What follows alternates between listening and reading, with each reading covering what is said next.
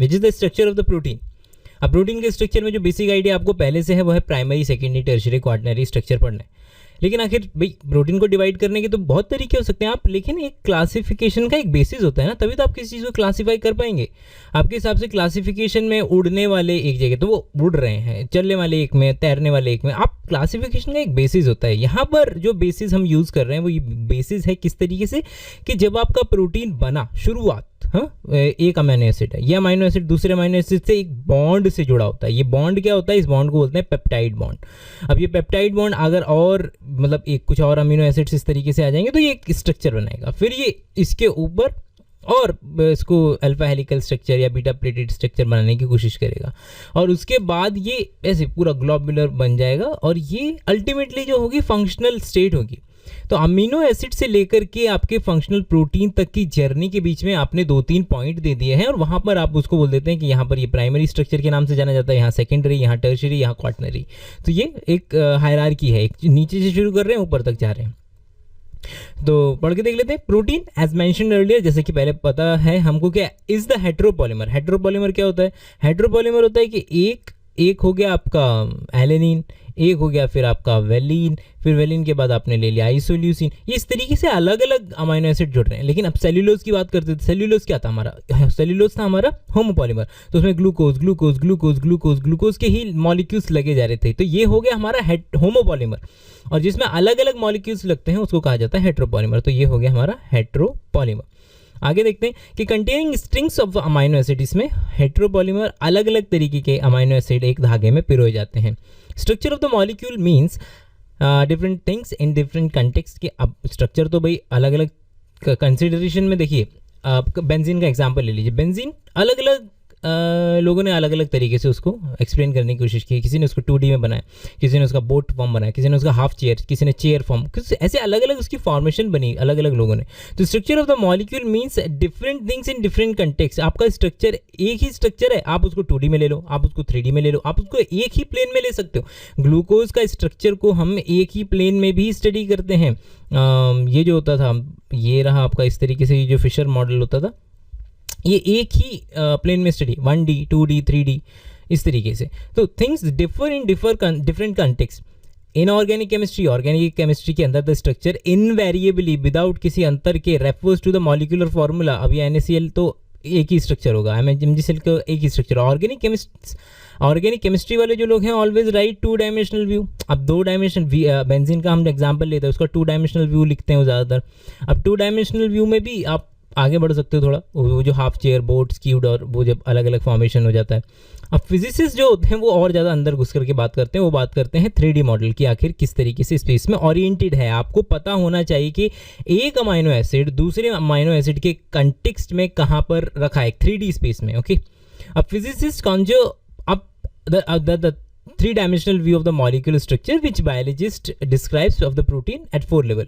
कि आपको अगर किसी भी प्रोटीन के 3-dimensional स्ट्रक्चर तक जाना है कि वो आखिर ये जो 3-dimensional स्ट्रक्चर था वो किस तरीके से था, जो वेंकटरमन रामाकृष्णन को जो नोबेल प्राइज़ मिला था राइबोसोम का एग्जिट साइट डिस्कवर करने पे, वो क्या कर रहे थे, वो यही कर रहे थे, वो एक्सरे क्रिस्टलोग्राफी से उसका स्ट्रक्चर निकालने के बाद पता कर रहे हैं कि भैया एक एक एटम कहाँ रखा हुआ है एक दूसरे की कंपैरिजन में। 3D स्ट्रक्चर उसका आइसोलेट करना है। तो क्या कर रहे हैं आप, सीधे सीधे अमाइनो एसिड से जब आप उसके 3D स्ट्रक्चर तक जाने की जो जर्नी है उसमें बीच बीच में जो पड़ाव आएंगे उनको आप देखेंगे, वो primary, secondary, tertiary, quaternary structure में आप क्लासीफाई कर देंगे। स्टार्ट कर रहे हैं कि एक अमाइनो एसिड, केवल आप नॉर्मल चेन ले लीजिए, जब तक आपका सो कॉल्ड पेप्टाइड बॉन्ड को आप अगर कंसिडर करेंगे, कैसे, एक अमाइनो एसिड पेप्टाइड बॉन्ड, एक अमाइनो एसिड पेप्टाइड बॉन्ड, एक अमाइनो एसिड। ये ब्रांच तो होता नहीं है, प्रोटीन नॉर्मल होता है, लीनियर होता है, तो ये चलता जाएगा। ये जो लीनियर फॉर्मेट है जिसमें आप केवल और केवल एक तरीके की इंटरेक्शन, कोवलेंट इंटरेक्शन को मान के चल रहे हैं, वो है आपका पेप्टाइड बॉन्ड। ये जो स्ट्रक्चर, एक लीनियर थ्रेड लाइक स्ट्रक्चर जो बनता है, इसको बोलते हैं आपका प्राइमरी स्ट्रक्चर। ओके, तो the sequence of the amino acid that is the positional information, कि पहला कहाँ है, दूसरा कहाँ है, तीसरा, फिर मतलब कहाँ है से मतलब है कि पहला है कौन सा, एलिन है, वेलिन है, फिर दूसरे नंबर पे कौन सा अमाइनो एसिड है, फिर तीसरे नंबर पे कौन सा अमाइनो एसिड है। So which is the first amino acid, which is the second, उसके बाद and so forth, is called as the primary structure of the protein. The protein is imagine as the line. Okay, इसको एक image line की तरह imagine कीजिए. Left side से देखिए convention होता है, बायोलॉजी में कन्वेंशन लिया जाता है. वो कन्वेंशन को बोलते हैं कि आपका हमेशा लेफ्ट साइड में आपका आना चाहिए अमाइनो ग्रुप. ओके, तो यहाँ पर जैसे NH2 लिखा, फिर यहाँ पे C, ये C, इसको इस तरीके से ले लीजिए, COOH. ये बेसिक स्ट्रक्चर है किसका? अमाइनो एसिड का. यहाँ पे दूसरा अमाइनो एसिड मैं बना देता हूँ इस तरीके से, COOH आपका R और फिर H. इसको यहाँ से पानी निकलवा दीजिए. पानी निकाल दिया. पानी निकलवाएंगे तो यहाँ पर ये वाला कार्बन ये रहा, इसके बाद C डबल बॉन्ड ONH और दोबारा से ये वाला C फिर आ गया, फिर इस पर भी R था, इस पर भी R था, इस पर आपका था COOH और इस पर था आपका अमाइनो ग्रुप. तो आप देख रहे हैं कि लेफ्ट साइड में हमेशा आपका कन्वेंशन के हिसाब से नाइट्रोजन रहेगा, राइट साइड में आपका हमेशा कन्वेंशन के हिसाब से कार्बन रहेगा, कार्बोक्सिल ग्रुप रहेगा. तो इसको बोला जाता है कि एन टर्मिनल हमेशा लेफ्ट साइड में, सी टर्मिनल बोलते हैं आपको इसको. ओके, तो एन टर्मिनल और सी टर्मिनल क्लियर होना चाहिए. जब हम प्रोटीन की बात करते हैं, आप जब अपने गाइड को जाके बताएंगे कि मैं इस प्रोटीन पे काम कर रहा हूँ, इसका एन टर्मिनल पे ये तीसरा रेसिड्यू, सी टर्मिनल पे चौथा रेसिड्यू. अब हम एंजाइम की बात करते हैं तो ये बोलते हैं कि एन टर्मिनल के इतने रेसिड्यू पर ये काटता है, एन टर्मिनल के टायरोसिन के बाद ये वाला पर्टिकुलर एंजाइम काटता है. तो बातें करने के लिए आपको वोकैबुलरी तो होनी चाहिए, वोकैबुलरी बनेगी आपका, कन्वेंशंस जिनको बोला जाता है बायोलॉजी में. ओके, आगे बढ़ते हैं कि द लेफ्ट एंड, जो लेफ्ट एंड होता है represented by the first amino acid and the right and is represented by the last amino acid. तो लेफ्ट साइड में आपका पहला अमाइनो एसिड, पहला, दूसरा, तीसरा, चौथा, पांचवा, ऐसे जा रहे हैं आप लेफ्ट से राइट में. The first amino acid is also called as the N terminal, क्योंकि इसमें एन टर्मिनल इधर की साइड है.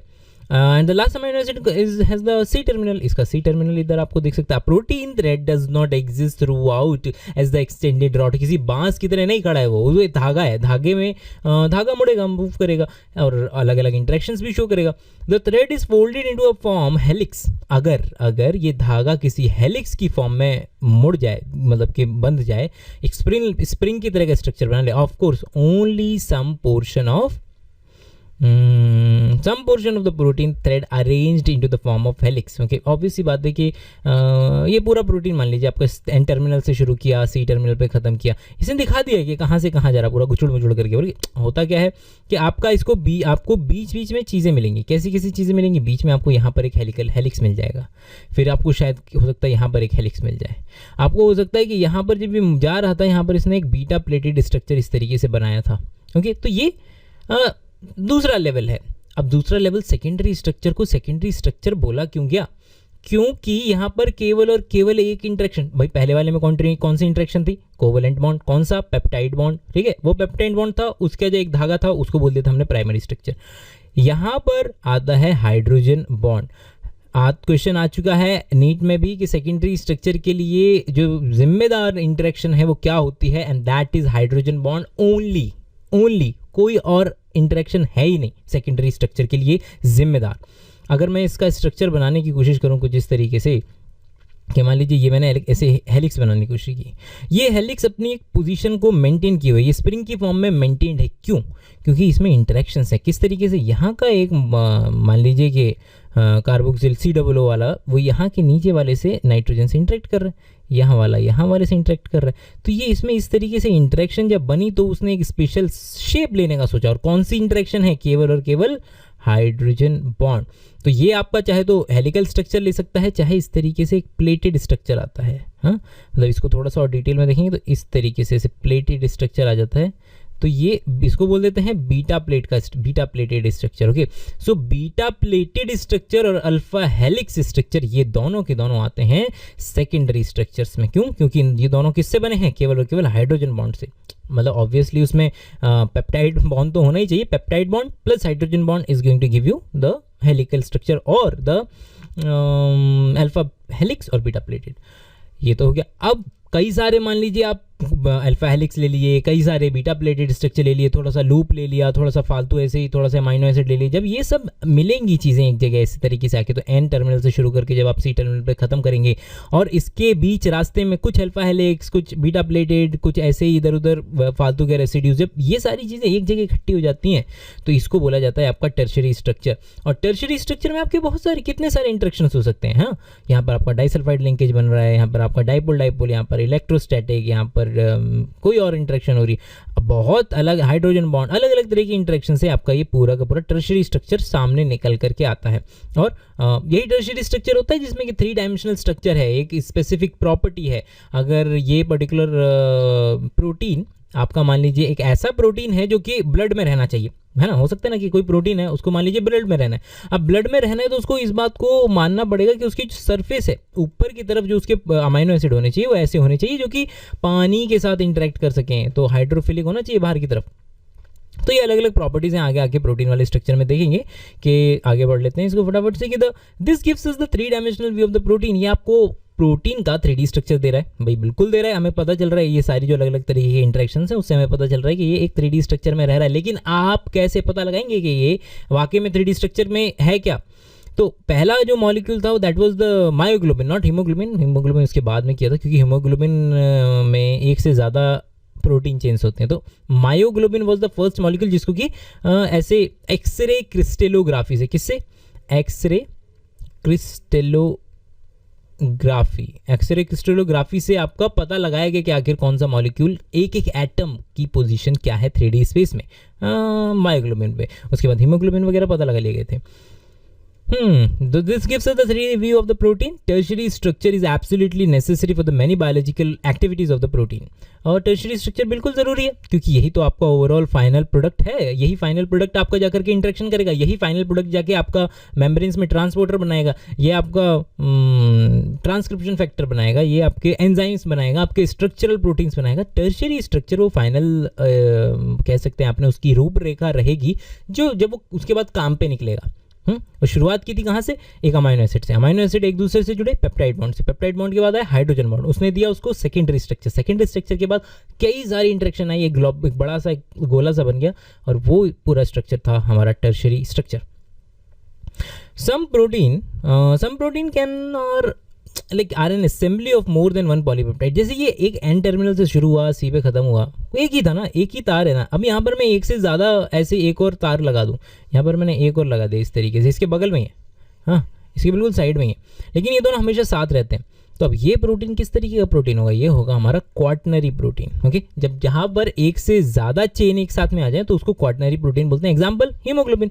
हीमोग्लोबिन में ऐसी 4 चेन्स होती हैं। अगर आपको ये थोड़ा डिटेल में देखना है तो breathing and exchange of gas वाला जो चैप्टर है वहाँ पर आप जैसे जाके इस चीज़ को देख सकते हैं डिटेल में। तो यहाँ पर आपके 4 होते हैं, 2 अल्फ़ा इस तरीके से और 2 बीटा, ठीक है, 2 बीटा। तो क्या होता है कि एक जो मॉलिक्यूल, एक जो पॉलीपेप्टाइड की चेन है वो आपका एक ऑक्सीजन का मॉलिक्यूल कैरी करती है, O2 और इस तरीके से एक हीमोग्लोबिन मॉलिक्यूल, चूंकि उसमें 4 पॉलीपेप्टाइड चेन थे, वो एक बार में 4 ऑक्सीजन के मॉलिक्यूल को कैरी कर सकता है, ठीक है। और as compare to the myoglobin, देखिए नाम साउंड सेम कर रहा है ना, क्वेश्चन उठ सकता है दिमाग में कि भाई मायोग्लोबिन और हीमोग्लोबिन में फ़र्क है। देखिए जी, मायोग्लोबिन होता है केवल और केवल एक पॉलीपेप्टाइड चेन का बना हुआ। दोनों का स्ट्रक्चर में बहुत सिमिलैरिटी है क्योंकि दोनों का ऑरिजिन एक ही जगह से हुआ था। नाम में भी सिमिलैरिटी है, मायोग्लोबिन हीमोग्लोबिन। मायो आ रहा है मसल से, तो मसल के अंदर का हीमोग्लोबिन को बोला जाता है मायोग्लोबिन। इसका भी काम यही होता है कि ऑक्सीजन को पकड़ के रख के जब आप मेहनत करेंगे, जब आप भागेंगे दौड़ेंगे, तब ये मायोग्लोबिन ऑक्सीजन रिलीज कर देगा, आपको एनर्जी मिल जाएगी, ऑक्सीजन मिल जाएगी। और हीमोग्लोबिन का काम आप जानते ही हैं, ब्लड में आपका ऑक्सीजन को सप्लाई करता रहता है इधर से उधर। Okay, so some proteins are an assembly of the more than one polypeptide subunit. तो एक से ज़्यादा जब पॉलीपेप्टाइड की चेन आ जाएंगी तो आपका क्वाटरनरी स्ट्रक्चर बन जाएगा। The manner in which these individual folded polypeptides are subunit are arranged with respect to each other. भाई सिंपल सा बोला ना कि the manner in which these individual folded polypeptides और सब यूनिट, ये एक सब यूनिट यहाँ पर है, एक सब यूनिट यहाँ पर है, 2 अल्फ़ा सब यूनिट फिर यहाँ पर लगा लीजिए, और ये दूसरी 2 अल्फ़ा 2 बीटा, ये आपको बन गया हीमोग्लोबिन। अब linear string of the sphere is arranged up to each other in the form of the cube of the plate etcetera. कि भाई इसके बाद वो अपनी कोई भी फॉर्म इख्तियार कर सकता है ना, उसको कोई प्रॉब्लम नहीं है। Is the architecture of the protein otherwise called is the quaternary structure, कि उसको क्वाटरनरी स्ट्रक्चर उसने अटेन कर लिया। एक सिंपल, कंफ्यूज होने की जरूरत नहीं है, 2 पॉलीपेप्टाइड चेन आ गई, क्वाटरनरी स्ट्रक्चर खत्म, ठीक है, अगर वो साथ रह रही हैं तो। Of a protein adult haemoglobin, ठीक है, हीमोग्लोबिन का एग्जांपल दे दिया इसने कि अडल्ट हीमोग्लोबिन में कितने होते हैं? 4 होते हैं, 2 अल्फ़ा, ये 2 अल्फ़ा 2 बीटा, खत्म, ठीक है। Nature of the bond linking to this polymers, देखिए अभी अमाइनो एसिड का तो हमने चलो देख लिया। अमाइनो एसिड वाले में क्या देखा हमने बोला कि ये अमाइनो एसिड है, ये भी अमाइनो एसिड है, बीच में एक बॉन्ड है, ये बॉन्ड को बोला जाता था पेप्टाइड बॉन्ड।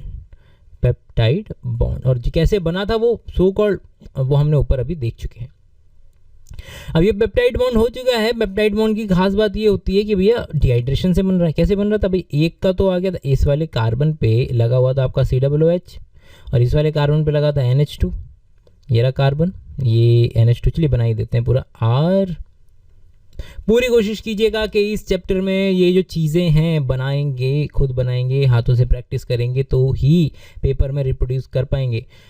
YouTube वीडियोस देखने का सबसे ख़तरनाक जो साइड इफ़ेक्ट है वो ये है कि बच्चों को लगता है कि जो देख रहे हैं वो रिटेन रहेगा दिमाग में, लेकिन वो एक मिथ होता है। जब तक आप खुद से प्रैक्टिस नहीं करेंगे ये सारी चीज़ बर्बाद हो जाएंगी। जितने बच्चे ये वीडियो देख रहे हैं बहुत कम कॉपी पेपर उठाएंगे और उसकी जो स्ट्रक्चर्स हैं उनको बनाने की कोशिश करेंगे, और जो बनाएंगे वही रिप्रोड्यूस कर पाएंगे और उन्हीं के नंबर आएंगे। क्योंकि इसको एक कॉन्सेप्ट था पैसिव लर्निंग का। पैसिव लर्निंग कर रहे हैं अभी आप, ये किताब जब खुद नहीं पढ़ते हैं तो वो पैसिव लर्निंग है, और पैसिव लर्निंग काफ़ी खतरनाक होती है।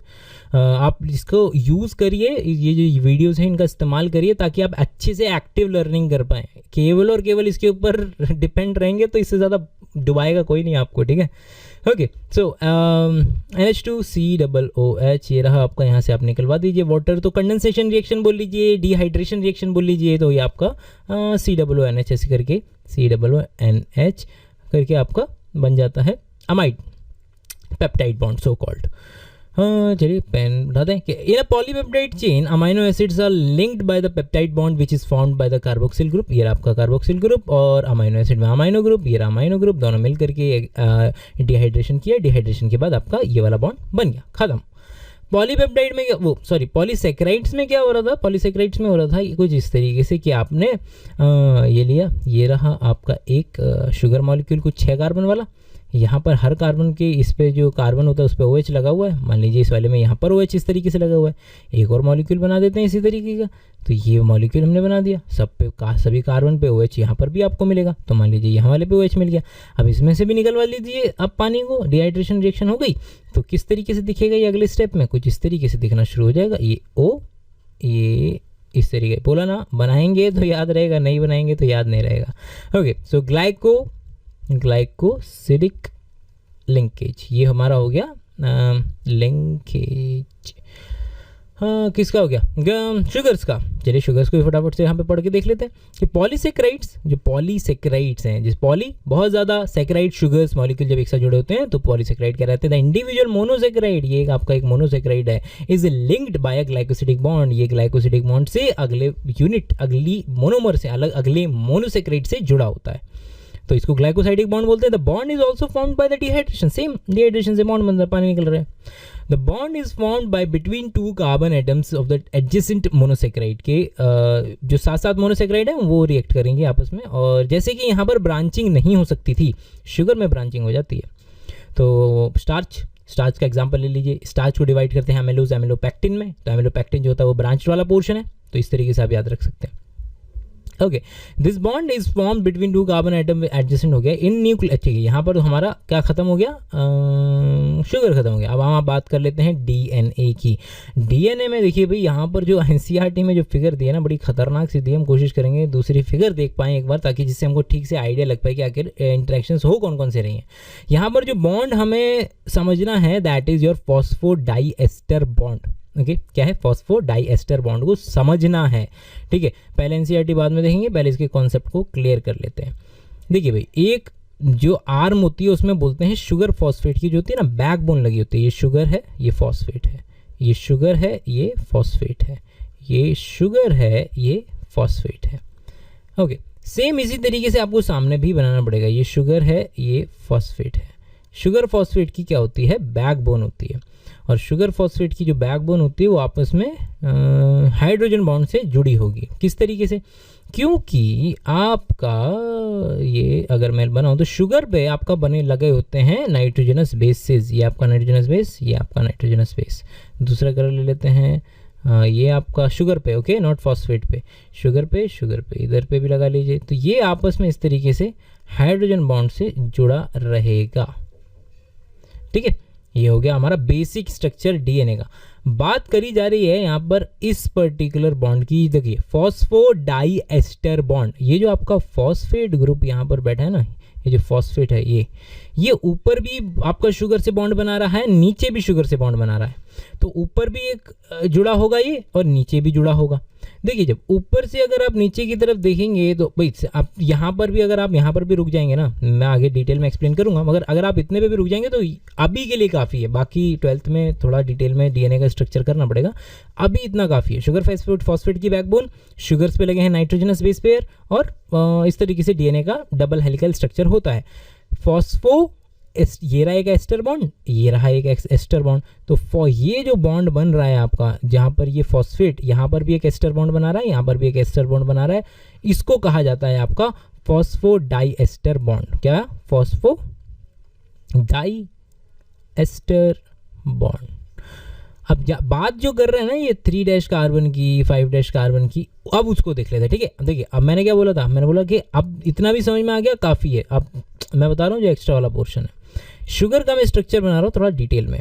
ये होती है 5 कार्बन की शुगर, 1 2 3 4, अरे 4 हो गए, 5वां भी है C, ये रहा यहाँ पे CH2OH, ठीक है।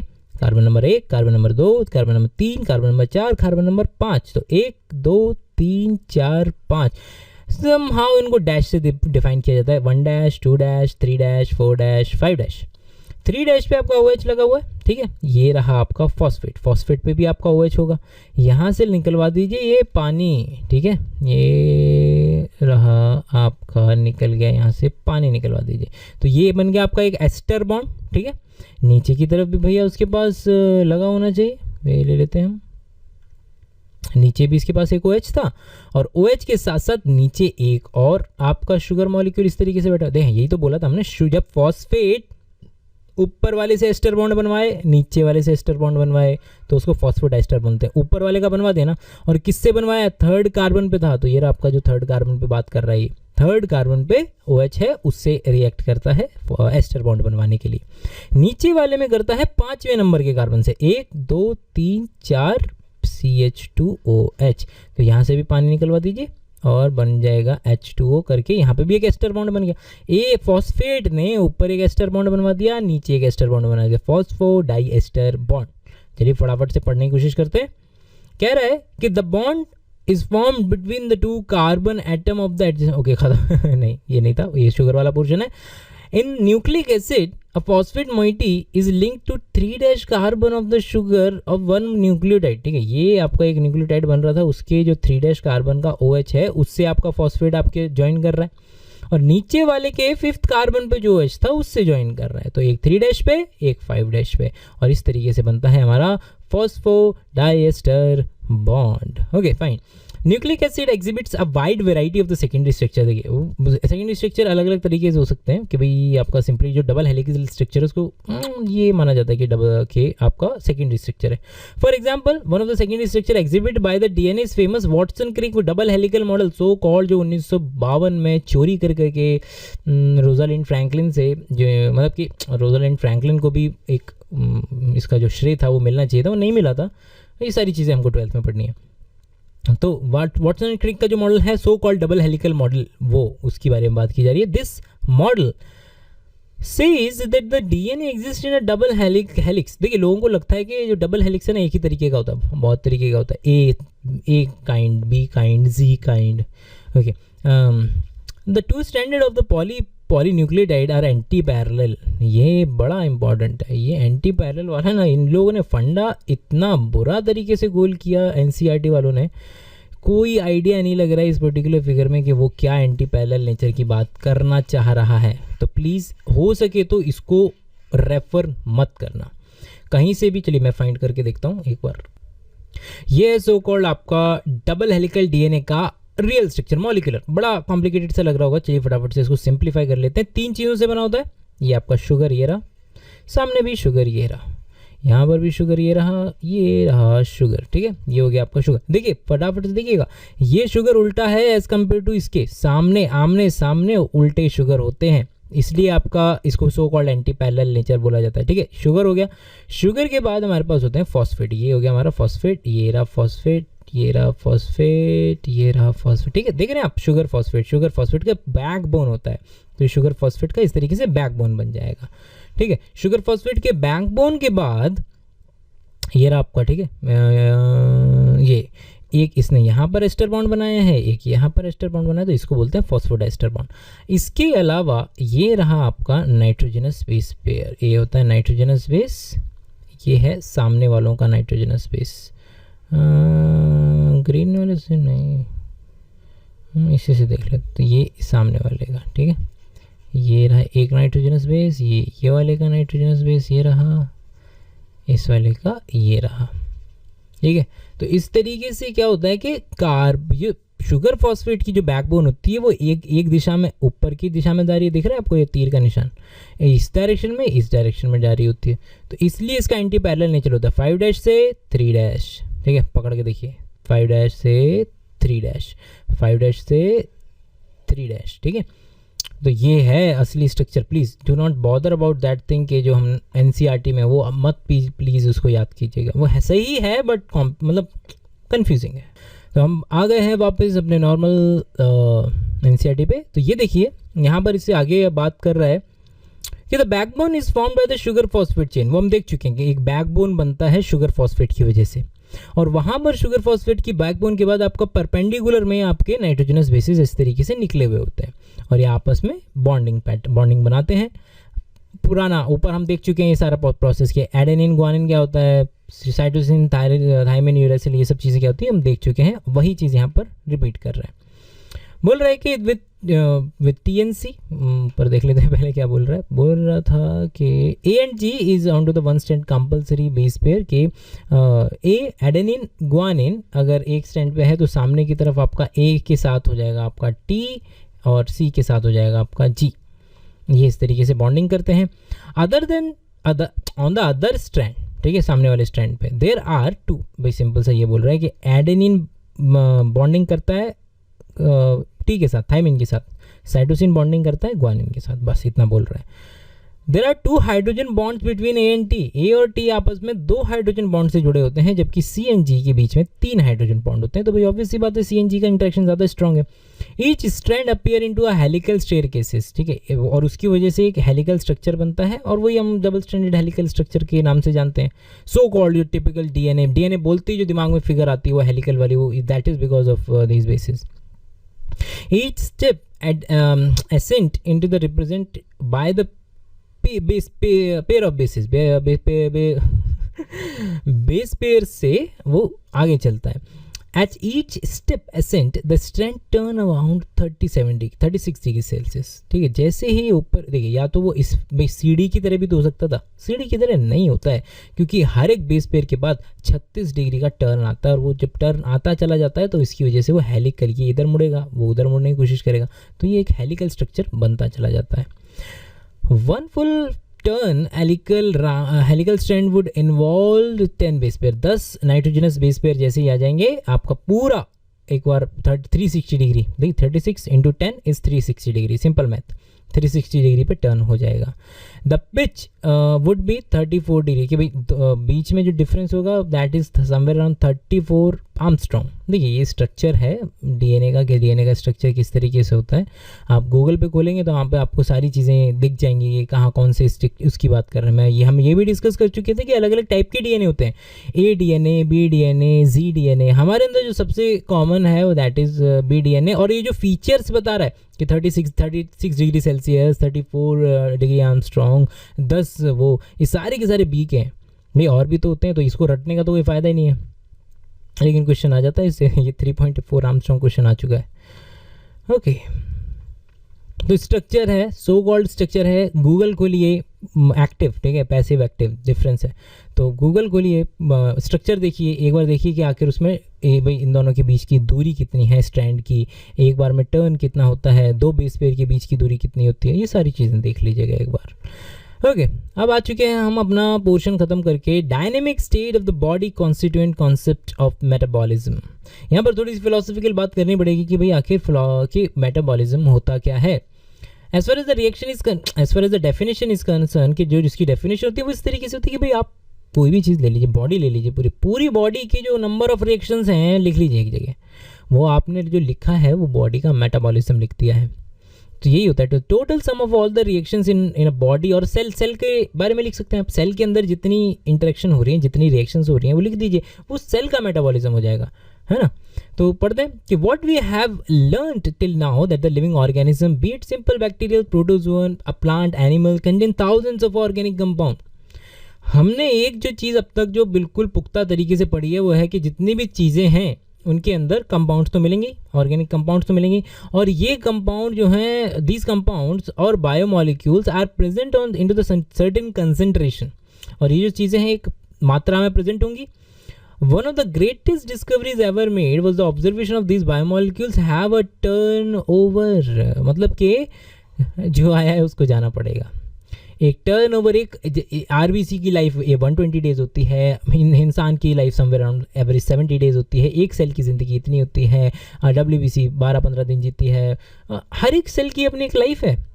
आप इस बात को बिलीव नहीं करेंगे, जितनी सेल्स आप लेकर के पैदा हुए थे उसमें से 99% तो जा चुकी हैं, वो टर्न ओवर उनका ख़त्म हो चुका है। प्रोटीन, एक प्रोटीन की लाइफ होती है कि वो प्रोटीन थोड़े दिन काम करेगा, उसके बाद उसको ख़त्म कर दिया जाएगा, नया प्रोटीन बनाया जाएगा उसकी जगह। ऐसा नहीं है कि जो बचपन में एक बार प्रोटीन बन गया आप वही काम कर रहा है। तो उसकी जो ख़ास बात है किसी भी लिविंग ऑर्गेनिज्म की, that is the turn over. Okay, जो टर्न ओवर चलता रहता है ना, कंपनी का इतने का टर्न ओवर है, इतना माल आया इतना बेचा, इतना माल आया इतना बेचा, तो वो टर्न ओवर, बॉडी में जो प्रोटीन बनाया प्रोटीन को फोड़ के फेंक दिया ताकि नई चीज़ आए ना।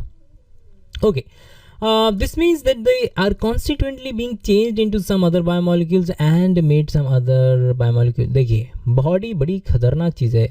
अगर आपको लग रहा है ना कि आप प्रोटीन खा रहे हैं और प्रोटीन खाते खाते आपको अगर शुगर की बॉडी में ज़रूरत पड़ गई, तो बॉडी इतनी कलाकार है कि आपका जो अमाइनो एसिड है, प्रोटीन से जो अमाइनो एसिड बन रहा है उसको वो ग्लूकोज में चेंज करने की क्षमता रखती है।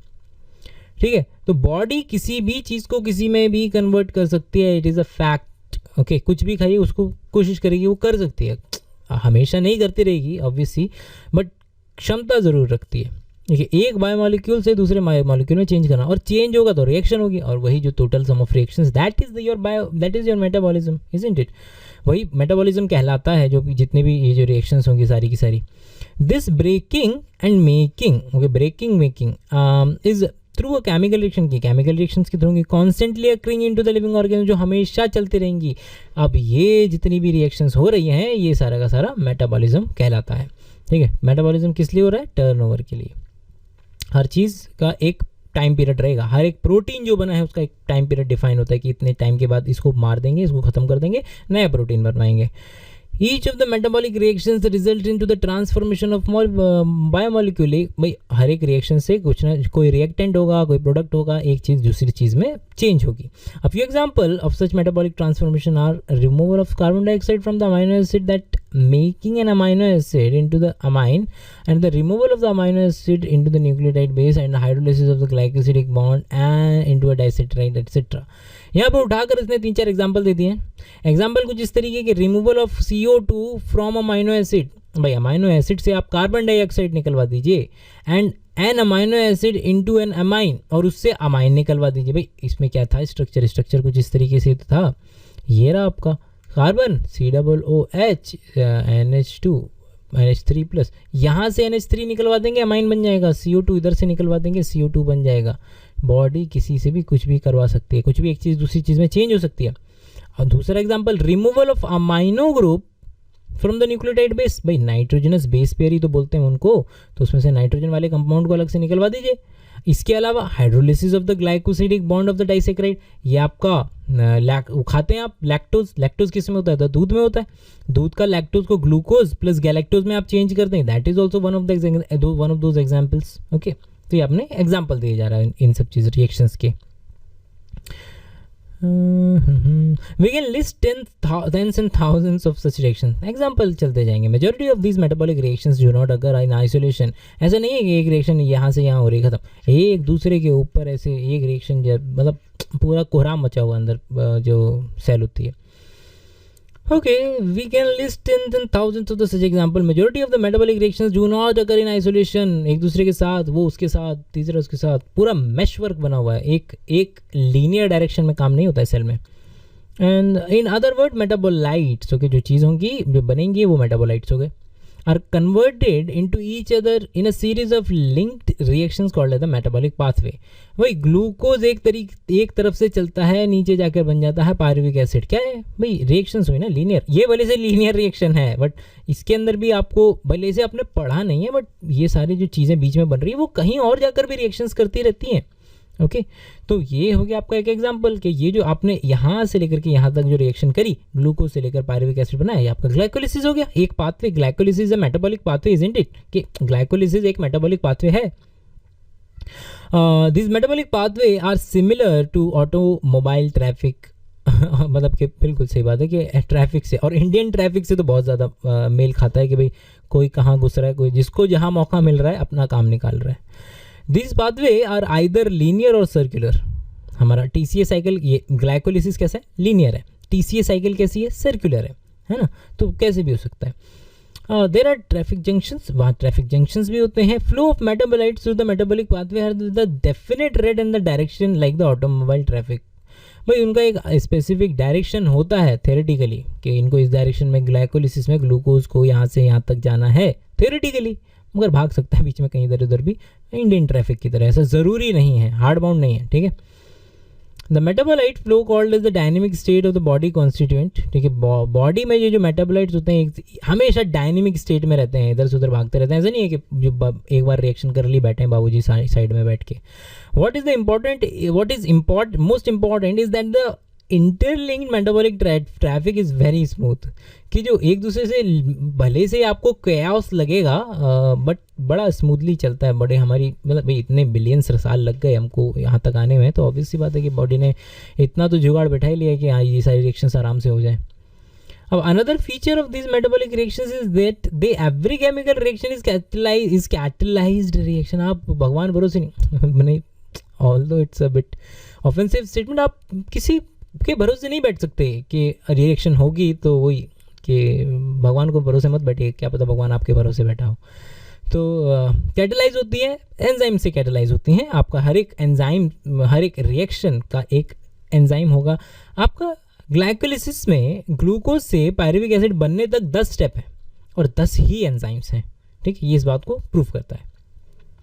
देर इज़ नो अनकैटलाइज रिएक्शन, क्योंकि अनकैटलाइज रिएक्शन को होने में भैया 70-80 साल लगते हैं। आप उस रिएक्शन का होने का इंतज़ार करोगे या कि अपने आप से होने में 70-80 साल, तो मैं फिर भी बहुत कम बोल रहा हूँ, मतलब हज़ारों साल लगते हैं किसी भी चीज़ को अपने से होने में, ओके। तो ऑब्वियस सी बात है कि भाई कैटलाइज करना पड़ेगा उसको। In a living system even CO2 dissolved in water, a physical process is a catalyzed reaction by the carbonic anhydrase, ठीक है। कार्बोनिक एनहाइड्रेज जो है इस काम को करते हैं। ये वाला एग्जांपल आपको दोबारा से उसी चैप्टर में देखने को मिलेगा कि आपका जो अभी CO2 डिजॉल्व होकर जा रही है ना भाई, कहाँ से कहाँ जा रही है। आप सांस ले रहे हैं लंग्स में, क्या लंग्स के बाद वो ब्लड में डिजॉल्व होना है ना, तो वो क्या हो रहा है, वो H2O plus carbon dioxide is going to give you H2CO3 and that is, ये कन्वर्ट हो जाएगा H प्लस HCO3 माइनस में, ये डिजॉल्व कर रहा है। और ये जो रिएक्शन होती है वो होती है कार्बोनिक एनहाइड्रेज से, कार्बोनिक एनहाइड्रेज से, ठीक है। तो ये रिएक्शन तक उससे एंजाइम से करना पड़ता है। These proteins with catalytic power enzymes, और एंजाइम्स को हमने भैया डिटेल में अब डिस्कस करना है। Metabolic basis for the living, metabolic का बेसिस क्या है भाई, सिंपल सी बात होगी, जो आपका मेटाबॉलिज्म होता है उसको दो भाग में विभाजित कर दिया जाता है, catabolism, anabolism. So metabolism is being divided into your catabolism, कैटा काट दो, एनाबॉलिज्म जोड़ दो, बना दो। भाई ऑब्वियस सी बात है ना भाई, कोई चीज़ इधर से एक मकान तोड़ के दूसरा मकान बनाना है।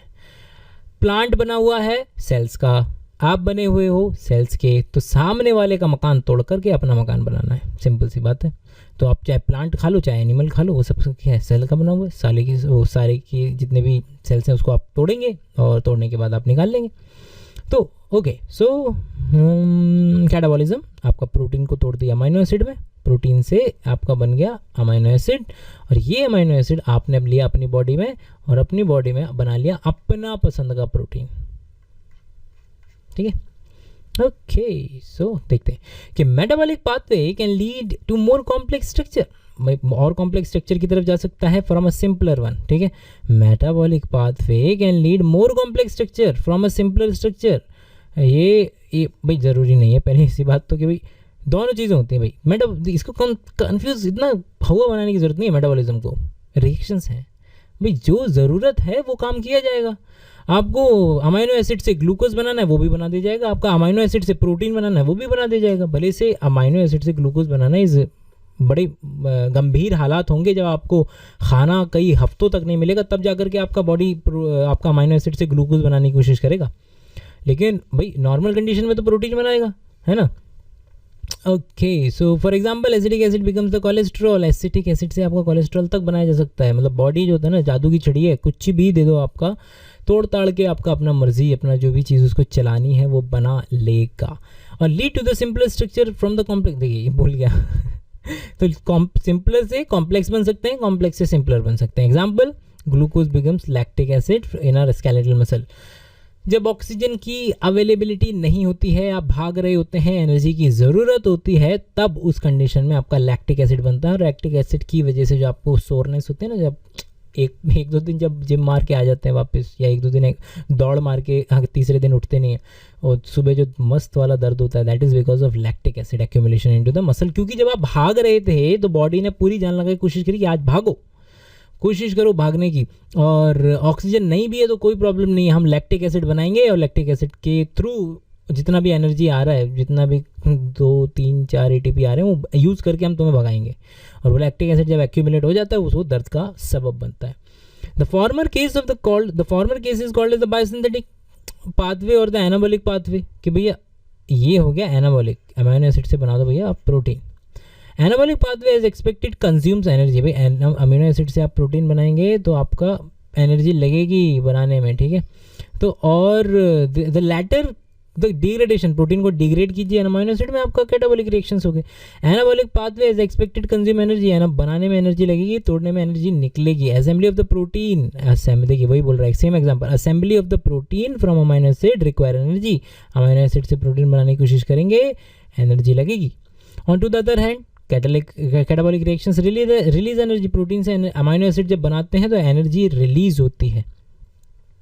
Okay, for example, when glucose is degraded into the lactic acid in our skeletal muscle, energy is liberated। ठीक है, ग्लूकोज जब आप भाग रहे थे, जब वो ग्लूकोज डिग्रेड हो रहा था लैक्टिक एसिड में, तब आपका एनर्जी लिबरेटेड होती है। वो एनर्जी का इस्तेमाल करके तो आप भागने में सक्षम रहे थोड़ी देर। और the metabolic pathway from glucose और from glucose to lactic acid which occur in 10 metabolic. देखिए वही बोल रहे हैं, हम डिस्कस कर चुके हैं, 10 स्टेप होते हैं, 10 एंजाइम्स होते हैं, लीनियर पाथवे होता है ग्लूकोज से पायरुविक एसिड बनाने का। Living organisms have learn to trap the energy. Energy को ट्रैप कर लीजिए, किसकी फॉर्म में? एडेनोसिन ट्राइफॉस्फेट, बड़ा अच्छा मॉलिक्यूल है भाई। आप तुरंत की तुरंत, आप जो, ऐसा तो नहीं है ना भाई आप नौकरी करके आ रहे हैं, आपको उसने बोला कि भाई ये पैसा तो अभी खर्च करना पड़ेगा। पैसे का कॉन्सेप्ट ही ये है कि आप किसी चीज़ में आप उसको कन्वर्ट करके रख लो फॉर द टाइम बिंग, और जब आपको ज़रूरत होगी तब आप उसका इस्तेमाल करेंगे। ATP is like your own currency in your body system. तो आप इसको रख लेते हैं, ले करके, बना करके, और जब आपको ज़रूरत होती है कुछ करने की तो आप इसका इस्तेमाल कर सकते हैं, ठीक है। तो as when needed the bond energy is utilise for the biosynthetic osmotic mechanism. कुछ भी काम करना हो, कोई भी एनर्जी चाहिए हो, एनर्जी करेंसी आपका बनेगा ATP, उस टाइम आप उसका इस्तेमाल कर सकते हैं। How do living organism derive their energy? अपना एनर्जी कैसे बनाते हैं? ऑब्वियसली बात है भाई कि अलग अलग रिएक्शन, रेस्पिरेशन जो नॉर्मल सो कॉल्ड रिएक्शन होती है, उससे ATP बनता है। व्हाट स्ट्रैटेजी हैव इवॉल्व कि how do to store energy in what form? ATP की फॉर्म में। How do they convert? ATP primary currency है। जैसे हमारे यहाँ प्राइमरी हो गया नोट, सेकेंडरी हो गया चेक, टर्शरी हो गया सोना। मतलब देख लीजिए आप, कुछ जिस फॉर्म में आप अपना रियल स्टेट अलग अलग फॉर्म्स में रख सकते हैं ना, वैसे ही आपका प्राइमरी जो सबसे इंपॉर्टेंट होता है दैट इज़ ATP। इसके अलावा NADH, NADH2 वगैरह ये सब भी अलग सेकेंडरी चेक लाइक थिंग्स भी होती हैं। How do they convert this energy into work, और इसको एनर्जी से वर्क में कैसे कन्वर्ट कर दिया जाता है, वो टूटता है। एटीपी जब टूटेगा, एटीपी से एडीपी बनाएगा। जब एटीपी एडेनोसिन ट्राई फॉस्फेट, ये तीन फॉस्फेट है, हाँ, ये टूटेगा तो एनर्जी निकलेगी, और एनर्जी निकलेगी तो इस एनर्जी को यूटिलाइज करके रिएक्शंस कराई जा सकती है, और इन सब को बायो एनर्जेटिक्स के अंदर स्टडी किया जाता है। ओके, अगला है हमारा the living state. Living state के 9.11 देखते हैं लिविंग स्टेट के बारे में क्या कहना है सर का, कि at the level you must understand that the 10 and the thousands of the chemical compound in the living organisms otherwise called as the metabolite, कि भाई आप पहले देख सकते हैं कि आपको समझना पड़ेगा कि जो हज़ारों तरीके के जो कंपाउंड्स हैं जिनको कि मेटाबोलाइट्स भी कहा जाता है, बायोमोलिक्यूल भी कहा जाता है, are present at the concentration characteristic to the each of them, कि अपने सभी की एक पर्टिकुलर कंसंट्रेशन होगी, वो उस कंसंट्रेशन में सेल में मौजूद होगा। For example the concentration of the glucose in to the normal healthy, भाई ये एक लेवल होता है ना, बॉडी एक होम्योस्टेसिस एक टर्म होता है। होम्योस्टेसिस का मतलब होता है कि एक कंडीशन को एक बैंडविड्थ में मेंटेन रखना। आपका ब्लड प्रेशर इतने से 120-80 ये जो रेंज है इसके ये इतना होना चाहिए। आपका धड़कन जो है, दिल जो है मिनट में इतनी बार धड़कना चाहिए। आपका सांसें 1 मिनट में इतनी बार चलनी चाहिए। आपका रेस्टिंग मेम्ब्रेन पोटेंशियल हर एक सेल का इतना होना चाहिए। उसी तरीके से अलग अलग तरीके, इसको होम्योस्टेसिस बोलते हैं, कि हम अपनी बॉडी के जो इंटरनल एनवायरनमेंट है उसको एक चीज़ पे बांध के रख सकते हैं। टेम्परेचर 37 डिग्री सेल्सियस होना चाहिए, है ना। तो उसी तरीके से ग्लूकोज का लेवल इतने से इतने के बीच होना चाहिए। While the hormones would be in nanogram, के नैनोग्राम्स में बस छोटे छोटे मॉलिक्यूल्स घूम रहे हैं, को थोड़े से मॉलिक्यूल से काम हो गया, बहुत कम में। The most important fact for the biological system is that the living organisms exist into the steady state. एक स्टेडी स्टेट है characteristics by the concentration of each of this biomolecule. हर एक बायोमोलिक्यूल, हर एक चीज़ की कंसंट्रेशन नियमित है। बड़ा ही नाप तोल करके इंसान को बनाया गया है कि हर, इसीलिए तो हम इतना ज़्यादा एक दूसरे के साथ एक जैसे दिखते। तो उसका कारण यही है कि हमें जो चीज़ें हैं वो नाप तोल के डाली गई हैं, चाहे दिल की धड़कन हो, चाहे 1 मिनट में सांस का लेना हो, चाहे आपका आरबीसी का लाइफ स्पैन हो, एक प्रोटीन मॉलिक्यूल की ज़िंदगी हो। The biomolecule our metabolic flux, cheese flux बोलते हैं, चेंज होना, मेटाबॉलिक फ्लक्स, बायोमोलिक्यूल चेंज होते रहते हैं। Any chemical or the physical process move spontaneously to the equilibrium. भाई अगर ये तो भाई ब्रह्मांड का रूल है कि चीज़ें हमेशा कोशिश करती हैं इक्विलिब्रियम की तरफ जाने में। एग्जाम्पल, एक कमरा है, कमरे में आपने गलती से आपका उसकी इत्र की जो कांच की पहले पुराने ज़माने में जो आती थी, अब आजकल तो जो महंगे वाले वो ब्रांड रह गए उनके पास ही रह गई है, डॉल्ची गबाना, ये सब। जो इत्र की जो सेंट की जो बॉटल है वो टूट गई, कांच की बॉटल, तो धीरे धीरे पूरा कमरा महक जाएगा। वो महक क्यों गया? क्योंकि ये चीज़ें जो हैं वो इक्विलिब्रियम की तरफ जा रही हैं। तो इक्विलिब्रियम इज़ लाइक के यूनिवर्सल रूल है, हर एक चीज़ इक्विलिब्रियम तक की तरफ जाने की कोशिश करती है। सबको बराबरी का अधिकार है। यूनिवर्स का रूल है एक तरीके से कि सबको बराबरी का अधिकार है, सब इक्विलिब्रियम की तरफ जाएंगे। The steady state of the non equilibrium state, one should remember from the physical that the system at equilibrium cannot perform work। भाई एक आदमी, अगर एक पूरी दुनिया एक ही लेवल पे है तो क्या ये आदमी यहाँ से कूदेगा तो गिर जाएगा क्या? नहीं ना, यहीं कहीं यही रहेगा।